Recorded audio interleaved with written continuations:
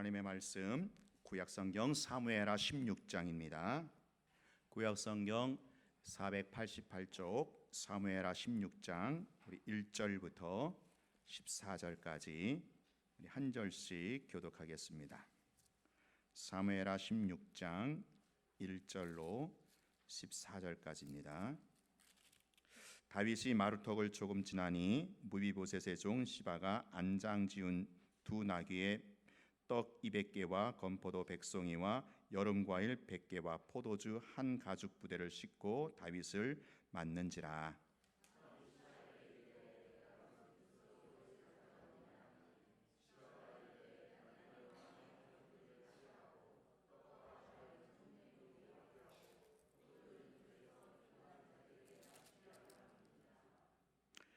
왕이 이르되 내 주인의 아들이 어디 있느냐 하니 시바가 왕께 아뢰되 예루살렘에 있는데 그가 말하기를 이스라엘 족속이 오늘 내 아버지의 나라를 내게 돌리리라 하나이다 하는지라.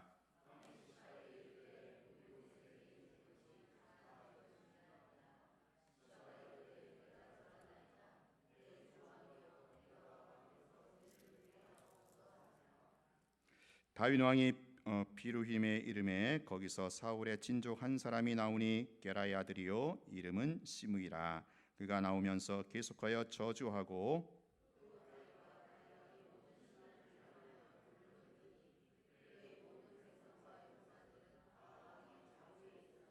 시므이가 저주하는 가운데 이와 같이 말하니라. 피를 흘린 자여 사악한 자여 가거라 가거라.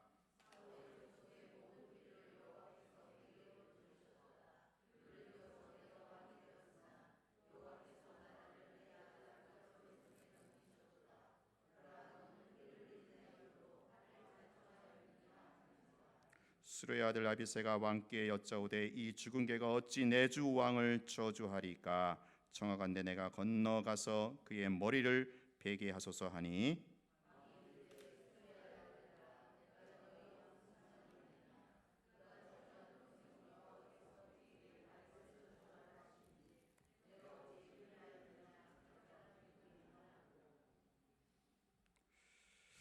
또 다윗이 아비새와 모든 신하들에게 이르되 내 몸에서 난 아들도 내 생명을 해하려 하거든 하물며 이 베냐민 사람이랴.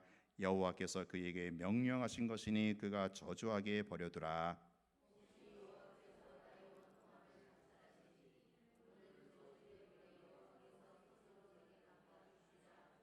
다윗과 그의 추종자들이 길을 갈 때에 시므이는 산비탈로 따라가면서 저주하고 그를 향하여 돌을 던지며 먼지를 날리더라.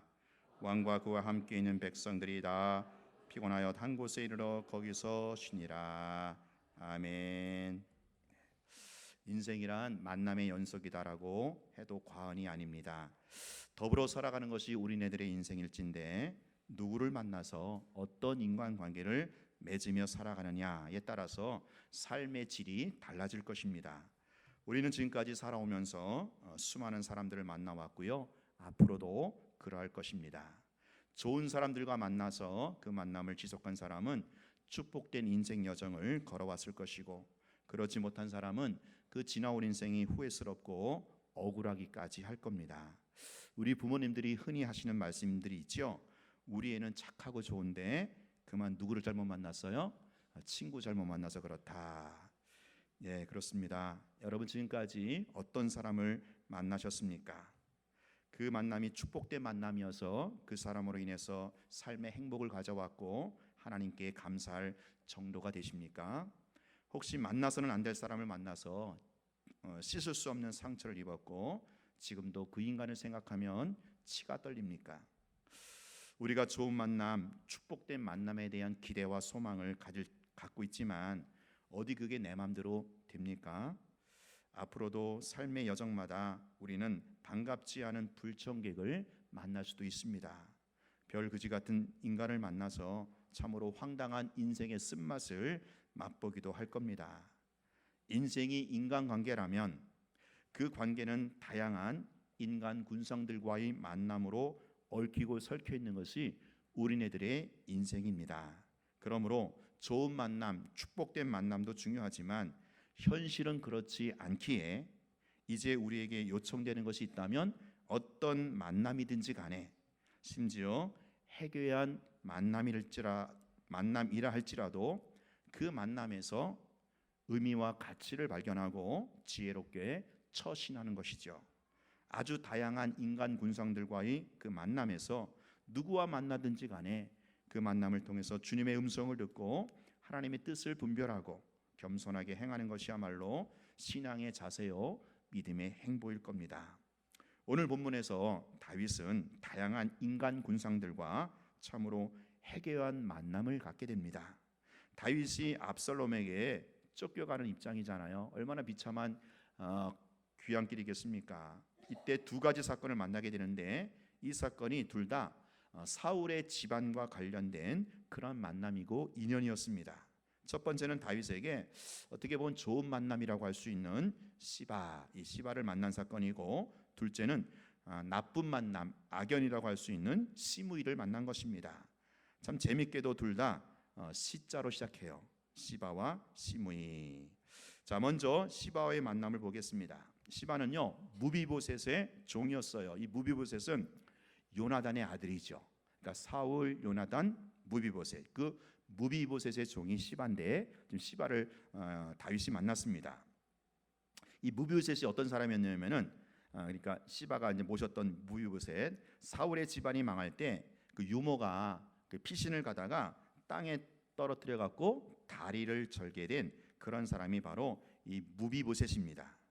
그러니까 다윗은요 요나단 친구였잖아요. 요나단과의 약속과 우정을 지키기 위해서 이 요나단의 아들 무비보셋을요 자기 아들처럼 여기고 임금의 상에서 겸상까지 하게 했습니다. 그리고 무비보셋에게 모든 재산을 다 돌려주었습니다.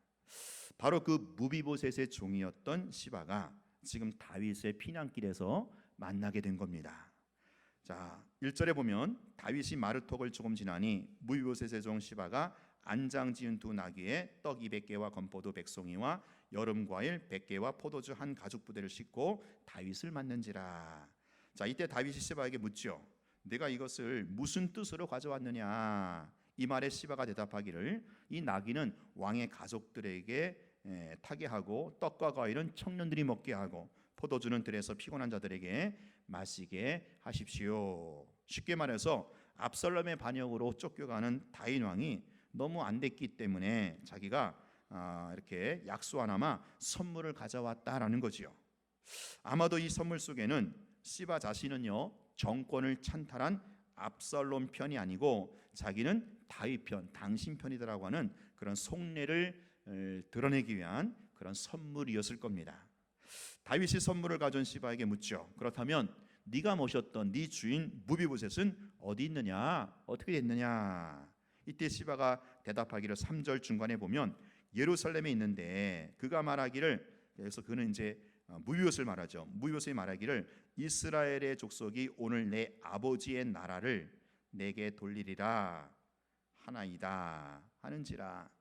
무슨 뜻입니까? 지금 시바가 다윗에게 무비보셋의 안부를 지금 얘기하는데 뭐라고 하느냐? 이제 다윗 집안은 무너지고 이스라엘 왕위는 다시 사울의 집안으로 세워지게 될 건데, 그래서 무비보셋 자기가 왕이 될 것이라고 했기 때문에 지금 시바는 이렇게 그 무비보셋을 떠나서 당신 다윗에게 선물을 가지고 왔다라는 거예요. 이 말을 듣고 다윗이 즉각적인 반응을 보이죠. 4절에 보니까 왕이 시바에게 이르되 무비보셋에게 있는 것이 다 네 것이냐. 그러니까 무비보셋에게 다 돌려줍니다. 무비보셋에 있던 것을 시바에게 다 돌려줍니다. 다윗은 무비보셋에게 주었던 모든 것을 이제 그의 종 다윗에게 돌려주는 거예요. 아마도 그러니까 시바의 말대로라면 다윗의 입장에서는 이 무비보셋에게 배신감을 가졌을 거예요. 자기가 아들처럼 여기고 양자처럼 여겼던 이 무비보셋에게 자기는 요나단을 생각해 갖고 이 무비보셋에게 그렇게 선대하고 이제 후대를 했지만 무비보셋은 결국 압살롬 편에 섰다라는 것에 대하여 다윗은 배신감을 갖지 않을 수 없었던 거지요. 자, 그래서 무비보셋에게 주었던 모든 것을 다시 그의 종이었던 시바에게 돌려주는 겁니다. 자, 근데 여러분 이 대목에서 우리가 검증해야 할 사실이 있죠. 뭐냐? 지금 시바가 다윗에게 그 고한 내용, 그러니까 지금 무비보셋에 대한 내용이 과연 사실이냐라는 거지요. 시바의 말대로 무비보셋이 정말로 다윗을 배신하고 압살롬 편에 섰는가, 이것을 먼저 확인할 필요가 있습니다. 자, 나중에 가면 밝혀지겠지만 19장에 가면 이런 내용이 있어요. 결국 압살롬이 이제 죽고 쿠데타가 실패로 끝나자 다윗이 다시 예루살렘으로 돌아오게 되죠. 이때 무비보셋을 만나서 따지게 돼요. 다윗이, 야 무비보셋, 너는 왜 예전에 시바와 같이 나를 따르지 않았느냐. 이때 무비보셋이 뭐라고 합니까? 다윗에게 내 주 왕이여, 왕의 종 나는 쩔뚝발이이므로 내 나귀의 안장을 치워 타고 왕과 함께 같이 가려고 했는데 나의 종이, 그러니까 시바를 가리키는 거죠. 나의 종 시바가 나를 속이고 나를 내 주 왕께 참소하였나이다. 오히려 시바가 자기를 속이고 자기 혼자 도망갔다라는 거예요. 이런 자초지종을 듣자 다윗은 시바에게 주었던 것을 이제 다시 무비보셋에게 반반, 그러니까 무비보셋의 얘기를 듣고 나중에 또 반반 또 재산을 나누게 해요. 그러니까 이 무비보셋과 시바의 입장이 반반씩, 그러니까 다윗이 어느 한쪽에 기울이지 않고 양쪽을 다 이렇게 헤아린 어떤 절묘한 묘수라고 할 수 있죠. 그게 이제 나중에 드러난 결과인데, 자 그러니까 무슨 얘기냐? 지금 현재는 시바가 순수한 동기를 가지고 다윗에게 선물을 갖고 나온 것이 아니라는 거예요. 다윗이 피난길에 찾아온 다윗의 피난길에 찾아온 이 시바는요, 다윗을 통하여 자기 이익을 보기 위해서 나왔다라는 것이죠. 아마도 언젠가는 다윗이 도로 왕위에 오를 것이라는 예감을 갖고 있었던 모양입니다. 그래서 그때를 대비해서 그때 내가 다윗에게 지금 잘 보여갖고 나중에 한 자리라도 꿰차고자 하는 그런 속셈이 있었던 거예요. 물론 이것은 사무엘하 19장에 가서야 드러나는 내용이지만, 여러분 지금 이 대목에서 우리가 주목할 것이 있습니다. 그것은 다윗이 시바와의 만남, 지금 현재 시바와 만나고 있잖아요. 이 만남에서 다윗이 보여주고 있는 처신이라는 거예요. 4절을 다시 한번 보세요. 왕이 시바에게 이르되 무비보셋에게 있는 것이 다 네 것이다. 자, 다윗은 지금 시바가요 어떤 꿍꿍이를 갖고 자기를 찾아왔는지 전혀 몰라요. 아니 관심이 없습니다. 왜 그래요? 그것은 나중에 언젠가는 밝혀질 것이기 때문에 그렇죠. 거기에 대해서 하나님께서 다 반드시 대가를 물으시고요 심판하실 것이기 때문에 지금 다윗은 그거 신경 안 쓰는 거예요. 지금 다윗은요 자기가 현재 자기가 만나고 있는, 자기에게 찾아온 시바에게 다윗은 최선을 다하여 만나주고 있다라는 거죠. 그 만남 자체에 충실하게 임하고 있는 겁니다. 그 사람이 어떤 사람인지, 어떤 속셈을 가지고 있는지 따지거나 계산하지 않고요, 재지 않고요, 자기에게 찾아온 이상 그 사람을 믿어주고 그 사람에게 진실하게 대우해 주고 있는 겁니다. 여러분, 이러한 만남이 바로 그리스도인의 향기로운 만남이 아니겠습니까? 저마다 자기 실속 챙기기에 급급하고, 또한 실제적으로 그런 사람들이 우리 주변에 진쳐 있을지라도 설사 어떤 사람이 여러분에게 접근을 해서 등을 쳐 먹는다 할지라도 우리는 계산하거나 따지지 말아야 합니다. 우리는 인생 여정에서 만나는 사람들에게 최선을 다해서 만나줘야 돼요. 그 만남을 소중하게 여기고 진실하게 대할 줄 알아야 합니다. 어쩌면 손해를 감수할 수도 있어요. 그러나 괜찮아요. 나중에 하나님이 그거 다 갚아주셔요. 여러분 콩나물 가게에 가서 콩나물값 깎지 마시고요, 차라리 100원 더 얹어주시고 예수님을 전하세요. 택시 타고 애누리 잔돈 다 받지 마시고요, 주님의 이름으로 전도하세요. 내가 손해보는 거 그거 나중에 다 하나님이 다 갚아주시고요 쳐주시더라고요. 우리는 만남 그 자체에 최선 다하고 헌신하고 그 사람을 섬기는 겁니다. 누가 여러분에게 시간을 요구합니까? 아낌없이 여러분의 시간을 할애해 주십시오. 누가 여러분의 달란트와 경험과 지식을 필요로 하십니까? 주저하지 마시고 아낌없이 나눠주세요. 여러분의 은사와 지식, 경륜으로 여러분에게 찾아오는 사람들을 위해서 여러분 베푸시고 나누시고 섬겨주셔요. 그거 따지거나 계산하지 마세요. 저놈이 무슨 심보로 나를 찾아왔는가? 내가 이걸 주면 저 사람은 나에게 어떤 것을 줄 것인가? 그러지 마시고요. 그냥 나에게 찾아온 사람, 나와 인연이 돼 있는 사람, 그 사람에게 진실하게 최선을 다해서 만나주는 거예요. 이게 그리스도인의 만남의 비결이에요. 외람되지만 제가 간증을 하면 저는 인간관계에 있어서 늘 그걸 좀 지키려고 했습니다. 누가 나에게 찾아온 사람에게, 누가 나에게 도움을 청하는 사람이 있다면 내가 비록 좀 손해가 되더라도 내가 최선을 다해서 섬기고자 했어요. 그럴 때 하나님께서 나중에 그걸 보시는 것 같아요. 그 중심과 그걸 보시고 나중에 내가 손해본 것, 시간적으로 물질적으로 또 여러 가지 관계적으로 손해본 건 나중에 하나님께서 다 이렇게 갚아주신 것을 보면서 하나님께서 인간관계에 있어서 이런 처신을 하나님이 요구하시는구나. 오늘 다윗이 시바에게 보여주는 인간관계의 처신인 거예요. 자, 오늘 본문에서 다윗은 또 두 번째 사람을 만나게 되죠. 누굽니까? 시므이라는 인간이에요. 이 시므이는요, 사울의 집안 중에 하나로서 아주 노골적으로 다윗을 저주하고 욕지거리를 합니다. 거기다 짱돌까지 던지면서 다윗을 막 저주해요. 지금 시므이가 독소를 퍼붓고 있습니다. 엄청난 저주와 욕설의 화살을 다윗에게 퍼붓고 있어요. 다윗은 갑자기 벌어진 상황에 대해서 무척이나 황당하고 당황했을 거예요. 그야말로 뻥쳤겠죠. 대통령이 시찰을 나갔는데 농민이나 노동자에게 마치 결한 세례를 받은 꼴이지요.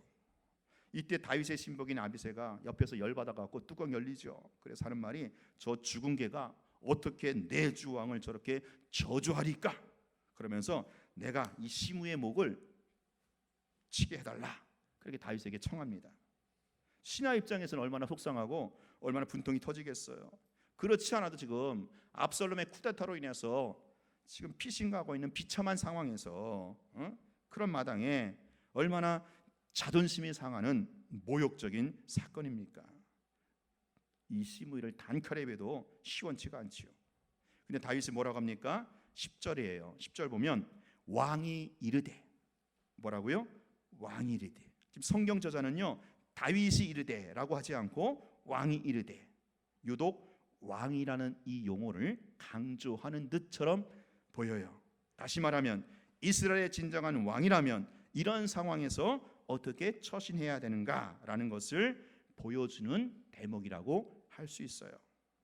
자, 다윗이 뭐라고 합니까? 다윗 왕이 그가 저주하는 것은 여호와께서 그에게 다윗을 저주하라 하심이니 내가 어찌 그리하였느냐 할 자가 누구겠느냐. 또 다윗이 아비새와 모든 신하들에게 이르되 내 몸에서 난 아들도 내 생명을 헤아려 하거든 하물며 이 베냐민 사람이랴 여호와께서 그에게 명령하신 것이니 그가 저주하기에 버려두라. 우리 같으면 당장 저놈의 목을 쳐라, 3대를 멸하라, 그럴 것 같은데, 그런데 다윗은 그렇게 하지 않았어요. 과연 이스라엘의 진정한 왕이 어찌 해야 되는지를 보여주고 있어요. 여호와께서 그에게 나를 저주하라고 하셨기에 그렇게 한 것 아니겠느냐. 이 말은 여호와께서 시므이를 그렇게 하도록 시켰다는 말이 아니에요. 지금 다윗의 말은요, 시므이의 행동도 하나님께서 다 보고 계시고 알고 계시다라는 거예요. 여호와께서 이 사건의 배후에 계시기 때문에 하나님께서 반드시 그 나중에 판결을 내리실 것이라고 하는 하나님의 관점으로 지금 자기에게 쏟아진 이 비난과 이 저주를 다윗은 받아들이고 있는 거예요. 그러면서 자신이 지금 왜 비난받는 처지까지 되었는고, 이것을 보다 정직하게 투명하게 자기에게서 원인을 찾고 있어요. 내 몸에서 난 아들도 내 생명을 헤아려 하거든 하물며 이 베냐민 사람이랴. 자기 몸에서 난 자식, 누굴 말해요? 압살롬 말하죠. 압살롬도 나를 반역하는데 하물며 사울 집안의 사람이 나를 비난하고 저주하는 것, 그가 뭐 그렇게 대수겠느냐. 어쩌면 당연한 것이고 내가 비난받아 마땅하다라는 거죠. 지금 다윗은요, 철저하게 하나님 앞에서 자신을 살피고 있고 자기가 받는 비난과 역설의 그 포화 속에서 다름 아닌 자기의 부끄러운 실체에 대해서 용기 있고 투명하게 반응하고 있는 겁니다. 여러분, 이것이 바로 신앙인의 마땅한 처신이 아니겠습니까? 하나님의 주권과 섭리를 믿고 그 안에서 자신의 책임을 통감하는 그런 언약 신앙이 아니겠습니까? 지금 다윗이 시므이를 만나게 되어서 그에게 말할 수 없는 욕설과 저주를 뒤집어 쓰고 있는 것은, 이것은 여러분 다윗의 입장에서는요 정말 자존심이 완전히 깔아뭉기는 그런 사건이고 그런 만남이에요. 다윗은 왕으로서 얼마나 자존심이 상했겠어요. 아비새의 말대로 그야말로 죽은 개가 짓거리는 그런 오물세례를 속수무책 없이 뒤집어 쓰고 있는 그런 꼴입니다. 자존심을 밑바닥까지 다 긁고 처절하게 깔아뭉기는 그런 세력에 대해서 여러분 도저히 참을 수가 없지요. 그러나 다윗은 자기 자존심마저 죽이고 있고 그 자존심마저 극복하고 있는 거예요. 자기 자존심이 무너져도 상관하지 않고요, 그것마저 넘어감으로써 이스라엘의 진정한 리더, 왕이 되고 있음을 보여주고 있습니다. 여러분, 사람에게 있어서 사실 생명보다 더 질기고 더 끈덕지게 붙어 있는 것이 바로 인간에게는 자존심이라는 거예요. 이 자존심 때문에 그래갖고 극단적인 선택을 하는 분도 계시지 않습니까? 그러나 정말 그리스도인이라면, 정말로 하나님의 자녀고 천국 백성이라면 이 자존심 문제는요 반드시 극복하고 넘어가야 돼요. 자존심이 여전히 살아있는 한 하나님 나라의 백성으로서 하나님 나라를 온전히 맛볼 수가 어렵습니다. 그리스도 안에서 내 자아와 내 자존심이 완전히 십자가에 못 박힘으로 살아가야 그때부터 내 안에 이 관계 속에서 하나님의 나라가 본격적으로 실현되는 겁니다. 하나님 나라로 가는 길목에서 우리는 그래서 이 자존심 싸움을 해야 되는 거예요. 나의 자존심이 무너지고 붕괴되는 이 경험과 이 확인이 있어야 됩니다. 다윗에게 있어서 이 시므이와의 만남은요, 이 시므이와의 사건은요, 하나님 나라를 회복하는 데 있어서 바로 자존심 싸움이에요. 만약에 다윗이 아비새의 말대로 정말 자존심이 상해가지고 시므이를 단칼에 쳐 죽였더라면 다윗을 통한 이스라엘의 왕권이 회복되지는 않았을 겁니다. 왜 그래요? 5절에 보면 시므이는 사울의 집안이다, 그렇게 시므이를 사울의 집안으로 소개하고 있어요. 지금 시므이는요 사울의 집안을 대표하는 사람이에요. 아직까지 잔재하고 있는 사울의 집안의 대표 시므이가 다윗에게 자존심 싸움을 걸어오고 있는 거예요. 근데 이스라엘의 진정한 왕이 되려면 바로 사울의 집안까지 품을 수 있어야 한다라는 거예요. 사울의 집안 베냐민 지파까지 온전히 끌어안아야 전 이스라엘의 진정한 리더십 왕이 될 수 있다는 것이죠. 그래야 이 사울의 집안까지 품을 수 있어야 이스라엘 동안 하나님의 나라가 다시 회복될 수 있다라는 겁니다. 사랑하는 여러분, 오늘 우리도 마찬가지죠. 우리가 하나님 나라로 가는 길목에서 얼마든지 이 시므이 같은 인간을 만날 수가 있어요. 아니 어쩌면 하나님께서 우리로 하여금 이런 시므이 같은 인간을 만나게 해서 이 자존심 이 테스트를 하는지도 몰라요. 내가 정말로 하나님 나라에 합당한 백성으로 살아가고 있는가? 내가 정말로 하나님의 나라를 확장하고 이루어가는 데 있어서 역군으로 살고 있는가? 그래서 자꾸 여러분 주변에 여러분의 자존심을 긁는 그런 사건이 터질 수 있고요, 그런 사람과의 만남이 인연이 주어지는 겁니다. 여러분 최근에 어떤 자존심 상하는 일이 있었습니까? 무엇 때문에 여러분 자존심에 상처를 입었습니까? 누가 여러분의 내면 깊숙이 꼼쳐놓은 그 자존심을 건드리던가요? 거기에 여러분은 어떻게 반응하셨고 어떻게 처신을 하셨습니까? 혹시 아비새와 같이 맞불을 놓지는 않았습니까? 내 자존심이 상한다고 도저히 참을 수 없다고 억울해하고 분통하십니까? 여러분의 자아와 자존심이 그리스도의 십자가와 함께 못 박혔음을 다시 한번 기억하십시오. 오직 나는 하나님의 존귀한 자녀라는 것, 천국 백성이라는 것, 이 신분과 이 정체성만이 나의 것임을 붙드세요. 남들이 알아주지 못해도, 남들이 인정해주지 않아도, 비록 세상적으로 화려한 스포라이트를 받지 못해도 내가 그리스도 안에서 하나님의 거룩한 백성이요 하나님의 보배롭고 존귀한 자녀라는 이 신분과 정체성만이 나에게 전부이고 최고이기에 여러분을 속이고 있는 그 헛된 자존심에서 자유할 수 있기를 바라요. 여러분 다윗을 보세요. 그렇게 극한 이 자존심 싸움에서 어떻게 처신합니까? 11절에 보니까 내 몸에서 난 아들도 내 생명을 해하려 하거든 하물며 이 베냐민 사람이랴. 자존심을 건드리는 시므의 욕설을 통해서 오히려 자신의 연약한 실체를 정직하고 투명하게 돌아보고 있는 거예요. 다윗의 입장에서 자기 아들이 반역하는 거, 압살롬이 왕권을 찬탈하는 게 얼마나 커다란 수치고 얼마나 부끄러움입니까? 얼마나 상처입니까? 여러분 그런 얘기 하잖아요. 자식 흉은 남에게 못 본다고. 이게 지금 다윗의 입장에서는 압살롬이 반역한 게 엄청난 수치고요, 엄청난 부끄러움이고요, 엄청난 상처예요. 그런데 이 시므의 욕설과 저주를 통해서 지금 다윗이 다시 한번 그 상처, 그 부끄러움, 그 수치 앞에 자신을 세우고 있다라는 거예요.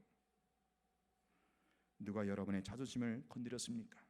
최근에 어떤 일을 위해서 누구로 인해서 여러분 자존심에 커다란 상처를 입었습니까? 그렇다면 정직하고 그리고 투명하게 우리 자신을 한번 돌아보시기 바라요.